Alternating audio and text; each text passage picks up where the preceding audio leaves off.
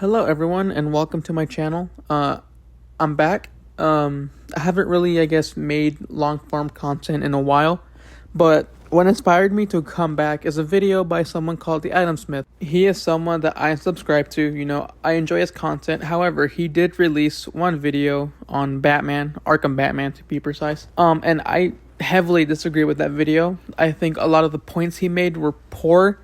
I felt that he could have made much better points, and I decided to respond to them. So yeah, to respond to his video, I'm gonna speed up parts I agree with, or probably cut them out. I don't know, but yeah, I'm gonna interject when I can. So I hope you enjoy the video. Whether you agree or disagree is fine. Let me know in the comments. And yeah, let's get to it. Okay, I know what you're thinking. Adam, this is the Batman that single-handedly stops like a third of his own rogues gallery over the course of a single night using nothing but his bare fists. Okay, batarangs and bat claws included, of course, but you know what I mean. Did I mention that this happens not just once or twice over the course of his career, but 5 times that we know of, assuming you count Origin Blackgate? Like, he takes on dozens of criminals at a time and manages to take on another dozen criminals after that, and maybe even 2 dozen criminals after that, and he manages to rid them all unconscious with relative ease. Like, how is he not the best Batman? As a vigilante who beats people up, Arkham Batman is amazing. But that's the problem. Although Arkham Batman does save people somewhat regularly, that's kind of mostly what he does. He just beats the shit out of the people that he finds in these cities. This is a really weird point to make because Batman only does that like twice, both in Asylum and City. Keep in mind, I haven't played Arkham Origins in years, so I don't even remember if he does it there. Even though the one in City fights you after you save him. It's a weird point to make. I wouldn't make it personally. Anyway, next point. I feel like I can list on my fingers the amount of people he saved in City, right? It was like the nurses? Quincy Sharp that one time? And even when he does save people, he doesn't really seem to care too much for them. He almost just interrogates them and then uses them to move forward with what he needs to do, which is kind of respectful. He's usually on a pretty tight clock when he's in the Arkham games, but man, it'd be nice if he wasn't so cold to these people. I don't get where he's getting that. I mean, in Arkham City, he saves Jack Ryder, the nurse, the EMTs, the police officers from the Iceberg Lounge, and the ones Riddler kidnapped. Yet he's nice to them. He's never mean to them. He's never cold to them. He doesn't really interrogate most of the people he saves. I don't get where you're getting that from. It's kind of a weird point to make. The only one I'll give you is when he interrogates Quincy Sharp, but even then, Quincy Sharp had a direct hand in what's happening in Arkham. Even in Arkham Knight, he doesn't really do that, so I don't get where you're getting that from. I think it's a misinterpretation of what actually happens. Even then, Batman brings them to a much safer place where they'll be safe away from harm, so I don't really get it. Anyway, on to the next point. Think about the amount of people he beat up in comparison. Holy shit. That's insane. I've never thought of it like that. I mean, it's obvious, but when you put it like that, it's kind of wild. It's kind of been a running gag for years that, I mean, if he's not killing some of these people, he's certainly ruining their lives and permanently crippling them. It's have you seen the clip with the electric box? I mean, you've certainly done this to a person when you play Knight, right? It's super badass, but also that dude is dead. One of the biggest things that's always grinded my gears about Arkham Batman was one of his very first lines in Arkham Asylum, and it was right after he take down Victor Zsasz. He just calls him an animal. Someone put this animal back in his cell. What? That does not seem very heroic, Bruce. It doesn't seem like you're viewing these people as people, obviously. You're kind of calling them animals. Okay, that seems obvious now that I say it out loud. Again, so many obvious things. But for some reason, he's still a really good Batman, even though these are really obvious things. Anyway, next! I don't get this point because he's talking about Victor Zsasz, a criminal who is known for marking himself after he kills someone. Let's not forget that before he kills or attempts to kill the guard on the chair, the doctor that you can talk to says he needs to kill the guard or he wants to kill the guard. He wants to kill the guard, He needs to kill the guard. Even his bio says he's a sociopath who has no compassion for human life and has a compulsive need to kill others. Also, let's not forget what Zsasz was doing before Batman called him an animal. He was going to execute a guard via the electric chair. Let's not forget what happens when you're caught for some reason.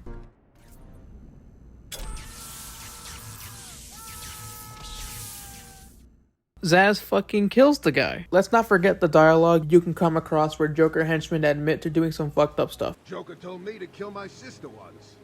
Did you do it? Hell yeah! Never liked her anyway. You're cold, man. Funny thing, he said the same to me. I told him I didn't even have a sister. He just kept telling me to do it. So I got in my car and ran over the first bitch I saw. Joker seemed happy. It's insane how this is the type of person you want Batman to show compassion to. Anyway, next point. Another moment that shows that Arkham Batman is not a great Batman was one that I didn't even realize until very recently, funny enough. The ending of Arkham City when he goes to save Talia instead of the entirety of Arkham City, who's currently being destroyed by missiles from helicopters. You know what's crazy? There's a line of dialogue you can miss where Batman tells Oracle to do it herself so he can go save Talia. So he doesn't rush to save Talia. He wants Oracle to do that part for him so he can go save Talia, making sure the city's still safe. Oracle. Strange is launching missile strikes on Arkham City from Wonder Tower. You shut this place down. Joker's taken Talia. I'm going after them.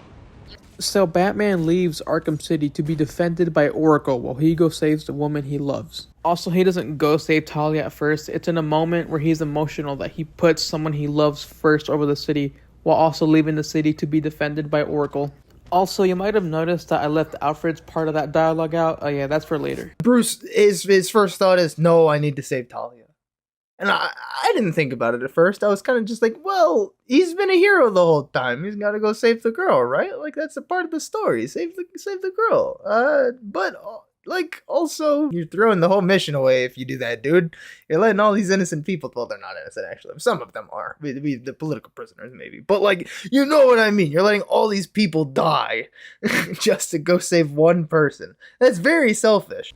I mean, yeah, it's a character flaw. I don't see how that makes him a bad Batman or a bad adaptation of Batman. Him realizing that he shouldn't put those emotions first, that he shouldn't have those selfish thoughts, is what makes him a good adaptation of Batman. By that logic, Insomniac Spider-Man would be a bad Spider-Man because he wanted to give May the cure first. Yes, at first he was selfish, but then he realized, no, this is wrong. I have to put Arkham City first. Even then, he trusted Oracle enough to, once again, stop Protocol 10 while he went to save Talia. Don't even get me started on the people Bruce literally abducted in Arkham Knight. So while he doesn't go over it in the video, he does elaborate this point while responding to someone in his comment section. In his response, he says that Bruce kidnapped 4 innocent civilians. While that is true, Henry did willingly cooperate with the tests, but his patience was getting thin because it was taking too long. However, the other 3 are not innocent. They committed horrible crimes before Batman found them. We learn of what they did by simply interacting with their cells in Arkham Knight. Anyway, take a listen. 3 weeks after the transfusion,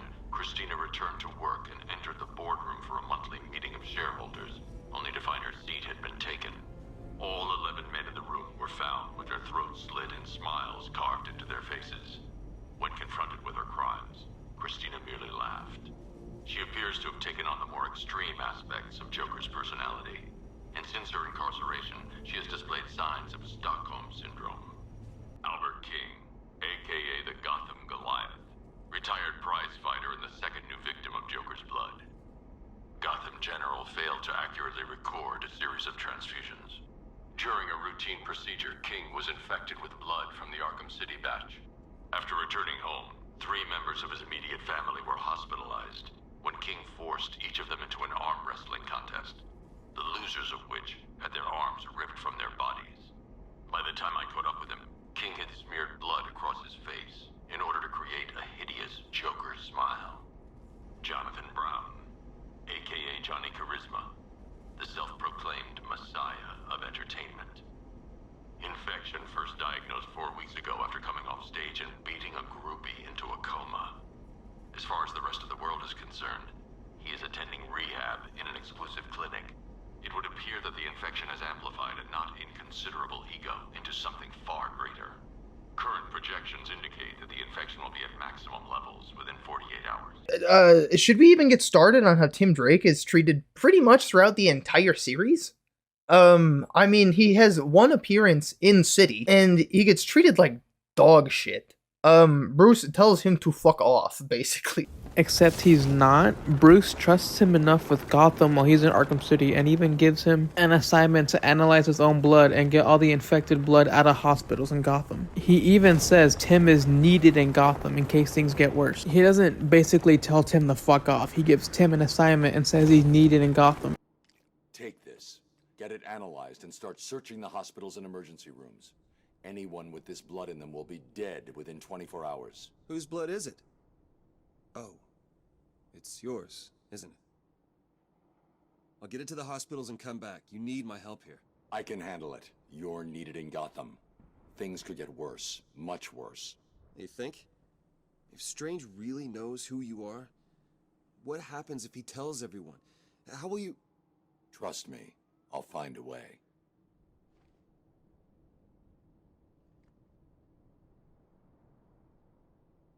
If you need me, you know where I am. I know. Now go. I don't get how you can misinterpret that scene so much to where that's what you get out of it. I genuinely don't get how you got the interpretation of that scene that you got. It's insane. In an Arkham Knight, it's he gets shoved in a cage. He gets shoved in a crate. And yeah, that's that. Bruce does this for Tim's safety. Batman believes that Robin would be in exponentially more danger if he's out in Gotham than inside the studios in that cell. If we're going off Scarecrow, it's because he's scared or fearful of what would happen to Tim. Looking for someone. You should know by now that nowhere is safe. The Commissioner was so eager to betray you earlier, when his daughter's life depended on it. And now, I have your Robin, the caged bird. Fascinating that your fears would drive you to lock your closest ally in a prison cell. And again, he directly tells Barbara that he did it to keep Tim safe in their call. Hell, even Barbara gives him shit for it. You left him in a cell. He wasn't safe. And he is now? He'd take a bullet for you, Bruce. We all would. But you left him defenseless. You didn't even give him a choice. I'm sorry, Bruce, but you have to get him back. Whatever it takes. Batman's fear of losing Tim caused by the Jason Todd flashbacks made him lock Tim in the cell for his own safety, because he thought Tim wasn't safe, especially if he went out there and fought the Arkham Knight and his militia. Even then, there was no way Bruce could have known that Scarecrow was going to take Tim while he was locked up in that cell. So while in retrospective it was a bad idea, Bruce did it for Tim's safety, not wanting him to end up like Jason Todd. I almost feel like Arkham Batman is just so cold and so inhuman. It's almost as if Bruce actually fell for the Killing Joke's idea that one bad day can reduce the sanest man alive to lunacy. Because although he's not a complete lunatic, he certainly doesn't seem like a very sane human being from the outside. Like we all know he's a rich man that dresses up in a bat costume and goes out to beat up criminals, right? Like even on a surface level, that doesn't seem very sane. But then even in relation to Arkham Batman, he doesn't seem to care about most people. I feel like this can be displayed in his side characters, especially. I mean, we already talked about Tim, but let's not even get started on Barbara or Jim. I feel like even Alfred, they all get pushed to the sidelines. That just makes no fucking sense. This is an extreme misinterpretation of Arkham Batman, solely because there are things in all games that just show that to not be true. In Arkham Asylum, when he thinks Jim Gordon died, he's clearly saddened by it.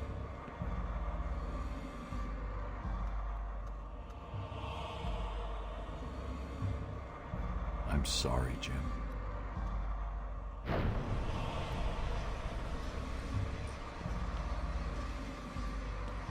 Barbara,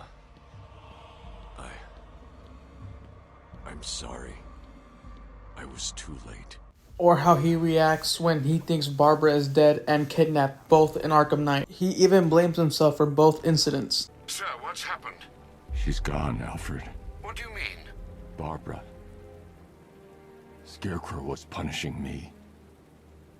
He killed her. No. Oh, my...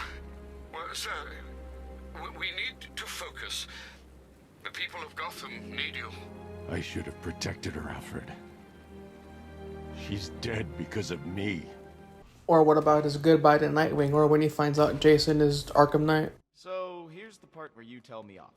I'm proud of you, Dick. Are you feeling okay? This is the end. This is the last time we meet. Don't talk like that. All right, this won't stop you. Nothing stops you. Keep Bloodhaven safe. Promise me. It's okay, Bruce. I get it. You just don't want me hanging around, stealing the limelight. Dick. I won't let you down.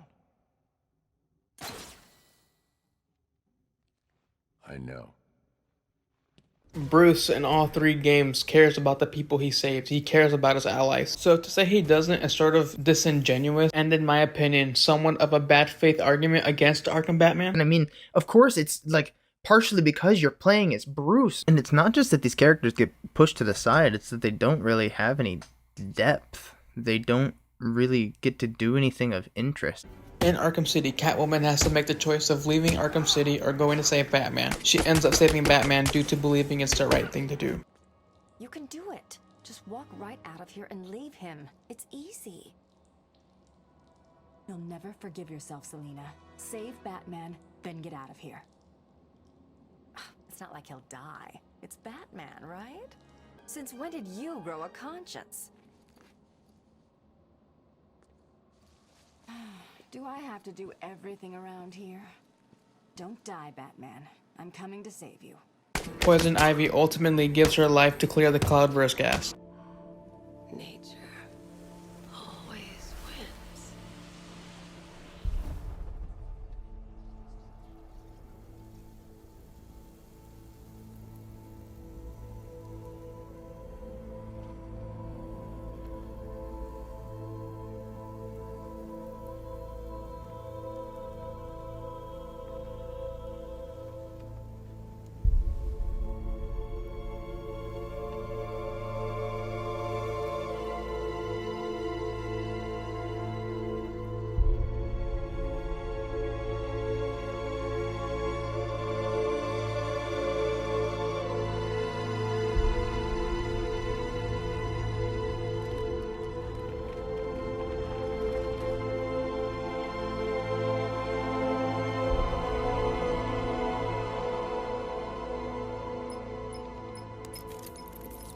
Sir, the gas cloud is dissipating. You did it. You and Poison Ivy, I mean. We underestimated the humanity that remains within her. Although I don't have footage for it, Jason Todd is the one who frees Batman from Scarecrow. In his own DLC, Robin has an arc that completes when he takes down Two-Face. In Harley Quinn's Revenge, Robin saves Batman from Harley Quinn. I'll talk about Alfred once he mentions him. I think Alfred has one moment in Arkham Origins where he inspires Bruce a little bit because he says he needs allies, and then the rest of the games, they're kind of just tools for Bruce. They just exist for him to use again. In Arkham City, Alfred is the one that inspires Batman to help Oracle stop Protocol 10 instead of going after Talia first. You need to think this through. Batman can't let all these people die. My tracker's not activating. Reroute all Wayne Tech satellites to boost the signal. I can't do that. I realize it is difficult, Sam. But you need to decide if one life is worth sacrificing to save 1,000. Don't do this, Alfred. Batman must save Gotham. I'm sorry, but deep down, you know I'm right. Oracle also helps Batman fight the assault on the GCPD. Ready, Batman? Ready, Oracle. I'll be out there fighting alongside you. 5, 4, 3, 2, 1. let's finish this. Without those two, Batman doesn't accomplish a lot of what he does in all the Arkham games. So to say they don't do much is an insane take. Let's compare all this with what I think is probably the best interpretation of the Batman character. When I watched the animated series for the first time, I remember thinking just how terrible the Batman was in that series. In comparison to the Arkham franchise, I mean, he had nothing going for him. I remember watching the first episode with Scarecrow and thinking about all the things Arkham Batman would have done differently. For starters, he would have had zero trouble dealing with two thugs and Scarecrow. But this is in stark contrast with the fact that Arkham Batman doesn't seem to care for the criminal that he beats to a pulp. Thank you. That monster deserves to be put down. There's only one monster here. You're insane! Get your hands off me! You experimented on him. tortured these men. I'm not begging forgiveness from you. I don't forgive. The Arkham interpretation of Batman reminds me a lot of the Robert Pattinson interpretation before the ending of the movie. It seems like Bruce is still doing this out of a selfish need for vengeance, rather than knowing that inspiring hope would be better for Gotham's future. And for his future, too. Where do you get that impression considering the plot of these games? Hell, in Arkham Asylum, he's supposed to stop Joker from taking over the island. Arkham City, he's supposed to be stopping Protocol 10. And in Night, his entire mission is to stop the Cloudburst and the Arkham Knight. The animated series also fleshes out every character exponentially more, to the extent that his side characters almost feel like main characters. There are episodes for characters like Harvey Bullock and Adam West's Simon Trent have nearly as much screen time as Batman, if not more. Arkham characters rarely get any form of the spotlight unless they're playable, and even then, most of them still just get pushed to the sidelines. I mean, like, Nightwing didn't even have a voice actor. And I mean, they don't even have cool feats. None of the Arkham characters have accomplished anything of interest outside of the Joker. I already disproved this earlier, so moving on. All that he has is that he got stopped by Batman, but almost didn't a couple times. Not really. Like, all of them just got beat by Batman. Yeah, because it's a Batman game. To be fair, though, they don't really give Arkham Batman a chance to take off his mask and actually be Bruce Wayne. And when he does, he never feels like the same Bruce Wayne that we get to see in the animated series. Because he's not animated series Bruce Wayne. He's not playful and funny and charismatic. He's dark and brooding and rarely has the chance to do anything but take the world seriously. Every time we catch up with him in these games, his entire world is falling apart and he's basically the only one who can fix it. The only way he can fix it is by brutally beating criminals for hours on end until he's literally taken on a city's worth of them. I guess in Arkham City, he doesn't even fight Hugo Strange. He's forced to fight Clayface. He doesn't want to fight Jason Todd after discovering he was the Arkham Knight. He beats Scarecrow by overcoming the fear gas and turning it against him. Arkham Batman being a good character might just be subjective. It might depend on what you look for in your ideal version of the character. Anyway, yeah, that's the end of the video. I ended up cutting out some stuff that I didn't really need to respond to. Otherwise, most of the video should be in here. I hope you enjoyed the video. I hope you agreed with some of the stuff I had to say, some of the stuff I brought up. Maybe I'll make more videos like this. I don't know. But for now, bye.